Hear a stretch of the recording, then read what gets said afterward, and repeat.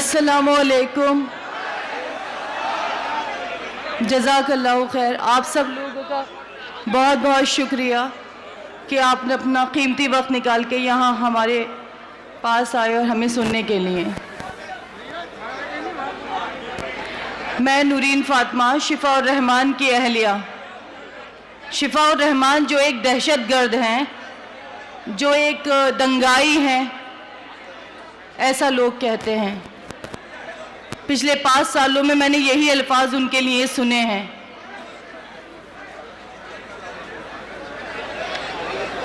पाँच साल मैं सब्र करती रही इस बात का कि शायद मेरे साथ कुछ इंसाफ हो जाए। चक्कर लगाते रहे हम अदालतों के, एक के बाद एक डेट, एक के बाद एक डेट।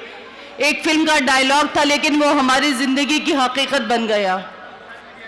जिस फिल्म के डायलॉग पे हम हंसा करते थे उस पर हमें अब रोना आता था कि हमें पता है एक डेट के बाद जब दूसरी डेट मिलती है तो कितनी नाउमीदी होती है। हर कोई हमसे ये सवाल कर रहा है कि हम क्यों खड़े हुए, मतलब आप कैसे करेंगी, आप क्या करेंगी, आपके मुद्दे क्या हैं, आपने क्या सोचा है, आपने क्या सोच के प्लान किया। असदुद्दीन ओवैसी साहब ने आपको कांटेक्ट किया या बैरिस्टर साहब से आपने कांटेक्ट किया, कैसे टिकट मिल गया, क्यों टिकट मिल गया, क्यों खड़े हो गए, क्यों नहीं खड़े हुए। शिफा भाई जेल में है, जेल से कब वापस आएंगे, क्या डेट से। या अल्लाह, इतने सवाल 5 साल में आप लोगों ने एक बार नहीं पूछा कि आपकी ईदें कैसे गुजरी, आपके रमज़ान कैसे गुजरे।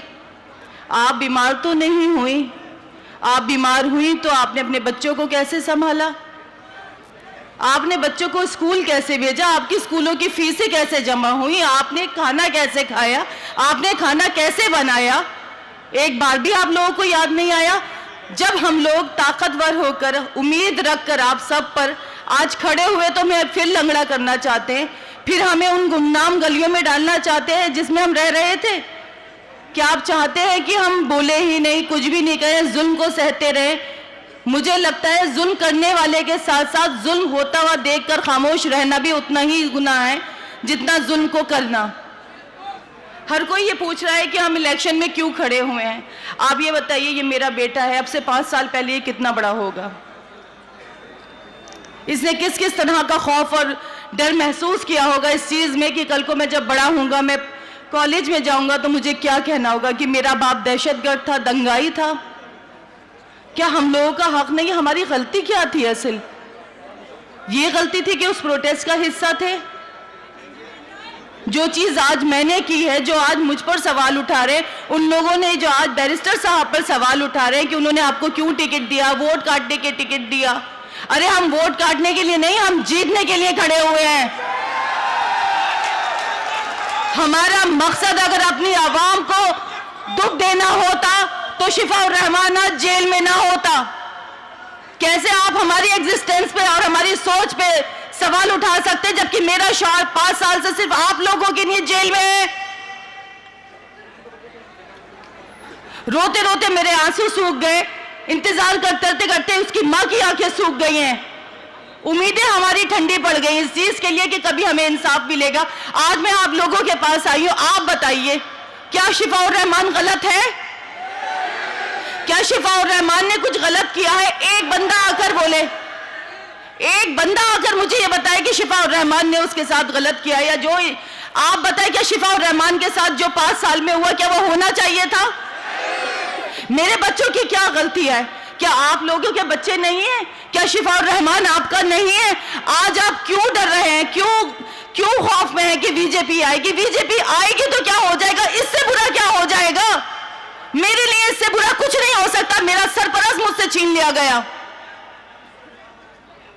क्योंकि आप तक ये आग नहीं पहुंची है, तो इसलिए आप सवाल खड़े कर सकते हैं। मेरे सवाल तो खत्म हो चुके हैं क्योंकि मैं तो 5 साल से सवाल कर रही हूं लेकिन जवाब ही नहीं मिल रहा।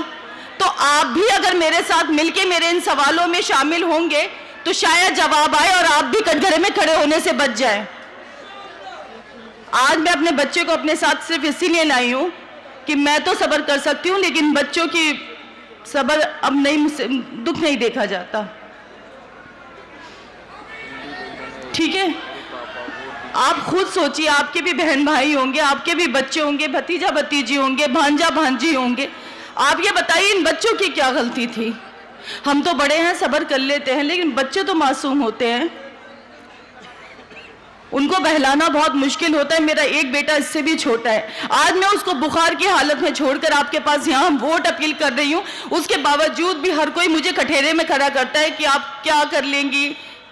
अरे मैं वो कर लूंगी जो आपका पिछला एमएलए नहीं कर सका।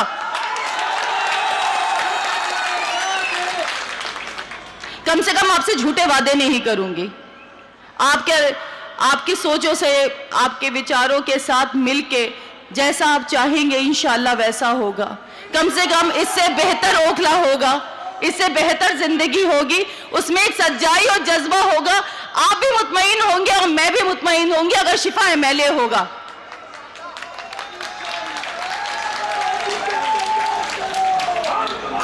आप ये सोचिए कि अभी शिफा रहमान को सिर्फ हमने उम्मीदवार बनाया है तो बड़े बड़े दिग्गज नेता यहाँ आने लगे, क्योंकि हम लोगों ने उनको इतना इजी टू मूव कर लिया था। वो हमें टेकन फॉर ग्रांटेड लेते थे कि ये तो ओखला की आवाम है, इनको बस पंजाब झाड़ू पता है, कुछ पता ही नहीं है। बीजेपी से तो उन्होंने हमें डरा ही रखा है। बीजेपी, झाड़ू और पंजे के, ये सब एक कैटेगरी में है मेरे लिए, एक कैटेगरी में। तो बीजेपी और पंजे के अलावा जब कुछ आया, वो सॉरी झाड़ू के अलावा, तो देखिए लोगों में हलचल मची, बड़े बड़े दिग्गज नेता आने लगे कैंपेनिंग के लिए, नहीं तो फ्री में हो जाते थे इलेक्शंस। तो जब शिफा रहमान एमएलए हो बन जाएगा ना, आज ओखला की जो सीट है वो हॉट सीट बन चुकी है। किसकी वजह से? शिफा रहमान के खड़े होने की वजह से। मुस्तफाबाद के भी सब जगह चर्चे हैं, किसकी वजह से? ताहिर भाई की वजह से। तो आप ये सोचिए, जब आज उम्मीदवार बनने के बाद ये चर्चे, हम लाइमलाइट में आ चुके हैं, तो कल इंशाअल्लाह जब हम एमएलए बन जाएंगे हमारे शौहर ताहिर भाई, तो आप ये सोचिए इस ओखला का क्या निजाम होगा। लोगों की नजर आएंगी कि यहाँ का मुसलमान बेवकूफ नहीं है, यहाँ का मुसलमान छोटी छोटी टॉफियों से बहकने वाला नहीं है, वो जज्बात को समझता है, वो इंसान है, कोई भेड़ बकरी नहीं है कि जिधर चढ़ा दो उधर चढ़ जाए। उसके जज्बात है, वो आपकी तरह बुज़दिल नहीं है, वो दूसरों के एहसास से नहीं खेलता।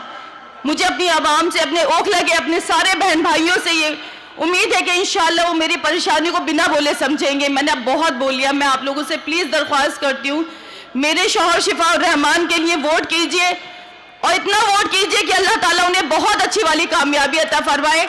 मेरे लिए नहीं तो मेरे बच्चों के लिए प्लीज वोट कीजिए। जज़ाकल्लाहु खैर।